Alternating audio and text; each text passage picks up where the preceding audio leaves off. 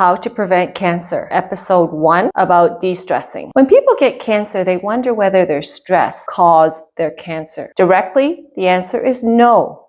But indirectly, the answer is yes. Unfortunately, when we're all stressed out, there are 3 things we don't do well. We don't eat well, we don't sleep well, and we forget to exercise. So what we need to do is make sure that when we are stressed, not only do we do those 3 things well and eat healthily, avoid alcohol, continue to take walks if you don't have time to exercise, and make sure you try to get as much good sleep as you can. And yes, practice those things like meditation or yoga. Why does stress cause cancer? Well, it's indirect. One of the ways that it causes cancer is that our stress response hormones inhibits or stops a process called cellular apoptosis. What does that word really mean? It simply means that the body cannot get rid of those damaged cells that develop into cancer.